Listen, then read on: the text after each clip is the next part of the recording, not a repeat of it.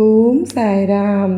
తల్లి, ఈరోజు నేను నీకోసం చెప్పబోయేటటువంటి నీకు దేనికోసమైతే ఉద్యోగం కోసం నువ్వు ఎదురు చూస్తున్నావు, ప్రతి మనసుకు కూడా ఒక వెలుగు లాంటిదే అది. మరి ఒక చిన్న పట్టణంలో ఒక అమ్మాయి ఉంది.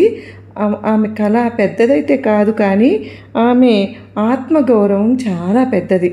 డిగ్రీ పూర్తయింది. ఇంట్లో అందరూ ఆశగా ఎదురు చూస్తూ ఉన్నారు. ఎప్పుడు మంచి ఉద్యోగం వస్తుంది అని నమ్మకం పెట్టుకున్నారు ఆ పాప మీద. కానీ మొదటి ఇంటర్వ్యూలోనే ఆమెకు నిరాశ ఎదురైంది. రెండవసారి కూడా అదే పరిస్థితి.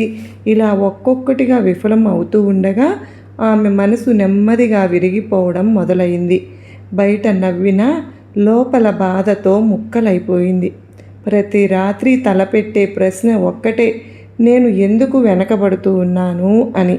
కాలం గడుస్తూ ఉండగా బంధువుల మాటలు మరింత బాధపెట్టి గాయపరిచేవి. ఇంకా ఉద్యోగం రాలేదా అనే ప్రశ్న ఆమెకు భారంగా మారింది.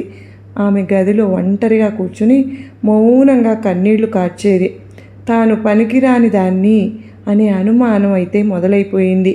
ఆ రాత్రి గోడపై సాయినాథుని ఫోటో ఆమె దృష్టికి వచ్చింది. ఆ ఫోటో ముందు నిలబడి గుండె నిండా మాటలు చెప్పింది. నాకు డబ్బు కాదు, ఒక అవకాశం కావాలి అని ప్రార్థించింది. ఆమె కన్నీళ్లు నేలపై పడ్డాయి, కానీ నమ్మకం మాత్రం ఇంకా వెలిగింది. ఆ క్షణమే ఆమె జీవితంలో ఒక చిన్న మార్పు మొదలైంది. ఆ రోజు నుంచి ఆమె ప్రతి ఉదయం ఒక చిన్న దీపం వెలిగించడం ప్రారంభించింది.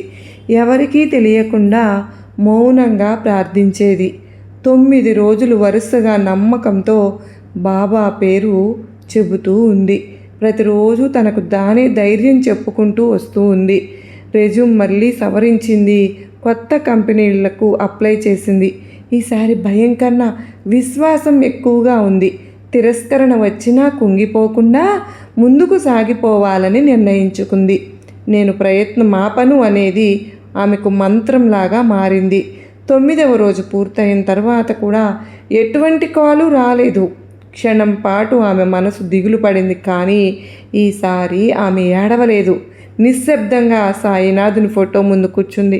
నువ్వు వింటున్నావని తెలుసు అని మెల్లగా అంది. ఆ రాత్రి ఆమె మనసు ప్రశాంతంగా మారింది. 2 రోజుల తర్వాత అనూహ్యంగా ఒక కాల్ వచ్చింది. నెలల క్రితం అప్లై చేసిన కంపెనీ నుండి ఇంటర్వ్యూకు పిలుపు వచ్చింది. ఆమె ఆశ్చర్యంతో నిలిచిపోయింది. ఇది యాదృచ్ఛికం కాదు అని ఆమె గుండె చెప్పింది. ఇంటర్వ్యూకు వెళ్ళే రోజు ఆమె భయపడలేదు. సాయినాథుని పేరు జపిస్తూ ధైర్యంగా అడుగులు వేసింది. ప్రశ్నలు కఠినంగా ఉన్నా కూడా సమాధానాలు నిశ్చయంగా చెప్పేసింది. తనపై తనకు నమ్మకం ముఖంలో కనిపించింది. ఇంటర్వ్యూ ముగిసిన తర్వాత బయటకు వచ్చి మౌనంగా నమస్కరించింది. ఇప్పటి వరకు నేర్చుకున్నది నేను వృధా కాదు అని అనుకుంది. ఈసారి ఆమెకు ఓటమి భయం లేదు. ఫలితం ఏదైనా సరే తాను సిద్ధంగా ఉందని అనిపించింది. 3 రోజుల తర్వాత ఫోన్ మోగింది. ఆమె గుండె వేగంగా కొట్టుకుంది. మీరు ఎంపిక అయ్యారు అనే మాట వినగానే ఆమె కళ్ళల్లో ఆనంద కన్నీళ్లు నిండాయి. వెంటనే బాబా ఫోటో ముందు నమస్కరించింది. నన్ను పరీక్షించావు, కానీ నన్ను వదలలేదు బాబా అని కృతజ్ఞత తెలిపింది. ఇంట్లో ఆనందం విల్లి విరిసింది. ఇది కేవలం ఉద్యోగం కాదు, ఆమెకు తిరిగి వచ్చిన గౌరవం. ఆమె మనసులో ఉన్న భారమంతా తొలగిపోయింది. మొదటి జీతం వచ్చిన రోజు ఆమె ఎంతో సంతోషించింది. అమ్మకు ఒక చీర, నాన్నకు ఒక చొక్కా కొనిచ్చింది. వాళ్ళ కళ్ళల్లో కనిపించినటువంటి ఆనందం ఆమెకు పెద్ద బహుమతి. తరువాత ఆలయానికి వెళ్ళి ప్రసాదం పెట్టింది. అక్కడ కూర్చుని మౌనంగా ధన్యవాదాలు చెప్పింది. ఇది నీదయే సాయినాథా అని అంది. ఉద్యోగం వచ్చిన తరువాత కూడా ఆమె వినయం కోల్పోకూడదని కోరుకుంది.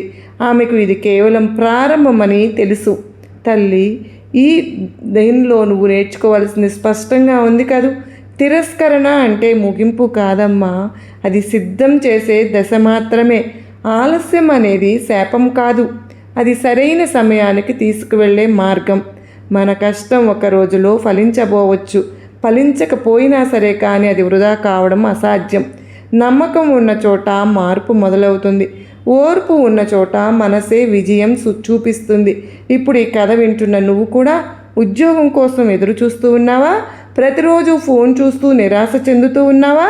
ఇంట్లో ఒత్తిడి పెరుగుతోందా? అయితే ఒక్క క్షణం ఆగి నీ శ్వాసను గమనించుకో. నీ కష్టం విలువైనది అని గుర్తుపెట్టుకో. ప్రతి ప్రయత్నము నీ భవిష్యత్తుకు బాట వేస్తోంది. నువ్వు ఒంటరిగా లేవు తల్లి. విశ్వాసం నీతో ఉంటే మార్గం తానే కనిపిస్తుంది. ఓర్పుతో ముందుకు సాగు తల్లి. నువ్వు గుర్తుపెట్టుకో, నీ సాయి ఎప్పుడూ ఆలస్యం చేస్తానేమో కానీ అన్యాయం చేయనమ్మా. పరీక్షిస్తాను కానీ ఎప్పుడూ వదిలిపెట్టను. నువ్వు ఒక్క అడుగు వేస్తే 10 అడుగులు నేను వేస్తాను. నీ కన్నీళ్ళు వృధా కావు. నీ ప్రార్థన వినిపించకుండా పోదు. సమయం రాగానే నీ జీవితంలో కూడా అదృష్టం జరుగుతుంది. నమ్మకం గట్టిగా ఉంచు బిడ్డ. నీ విజయానికి దారి ఇప్పటికే ప్రారంభమైంది. మరి విన్నారు కదండి, ఈరోజు సాయినాథుడు మనకు ఈ వీడియో నిజంగా నేను ఎందుకు చేయాలి అనేది పంచుకుంటాను. ఎందుకు అంటే నాకు ఆఫ్టర్నూన్ ఇలాగే వీడియో చేసుకుంటూ ఉన్నాను. ఒక పాప, మాకు తెలిసిన వాళ్ళ పాప మెసేజ్ చేసింది, ఆంటీ రేపు మార్చి 1న అందరము షిరిడి వెళ్దామని బుక్ చేయించుకున్నాము ఆంటీ. నాకు వెళ్ళే యోగం లేదేమో, బాబా ఎందుకు ఇలా పరీక్ష పెడుతూ ఉన్నారు, నాకు వెళ్తానో లేదో అని భయం వేస్తుందా ఆంటీ. నేను ఎన్నో చెప్పుకోవాలని నాకు కోరికగా ఉంది ఆంటీ అని. అంటే వాళ్ళ మదర్తో ఒకసారి అయ్యింది మాకు డిస్కషను. నాకు గుర్తొచ్చింది, తనేమి నాకు చెప్పకుండానే ఏమ్మా, తను మెసేజ్ రాకముందే నేను అన్నాను, షిరిడి బయలుదేరుతున్నారా, రేపు 1కి వెళ్ళాలి కదా అని. వెళ్ళాలని నాకు ఉందా ఆంటీ, నేను బాబాకి చాలా చెప్పుకోవాలి అని చెప్పి ఈ కండ్ల నీళ్లు పర్యంతం అయిపోయింది ఆ పాప. అయితే చెప్పాను, నువ్వు బాధపడవద్దు హర్ష, నీకు ఖచ్చితంగా నువ్వు షిరిడి వెళ్తావు అని చెప్పి. తను ఫోన్ ఎత్తగానే చెప్పిన మాట ఏంటి అంటే, జాబ్ గురించి, ఏమైనా దీని గురించైనా బాధపడుతున్నావా అమ్మా అని నేను అడగడం అయితే జరిగింది. ఇక్కడ చమత్కారం ఏంటి అంటే, ఆ పాప ఫస్ట్ టైమే కాల్ చేసింది నాకు. వాళ్ళ మమ్మీ వాళ్ళవి ఉంటాయి కానీ తన కాంటాక్ట్ ఈరోజే నాకు ఇచ్చానని చెప్పడానికి మాత్రమే మెసేజ్ చేసింది. కానీ నాకు ఎలా తెలిసింది తన బాధ ఏంటో? షిరిడి వెళ్ళాలని 1, 2 తనకు ఉద్యోగం గురించి తన బాధ చెప్తూ ఉంటే నిజంగా నాకు చాలా బాధ అనిపించింది. తనకి ఎలా చెప్పాలో అలా చెప్పాను.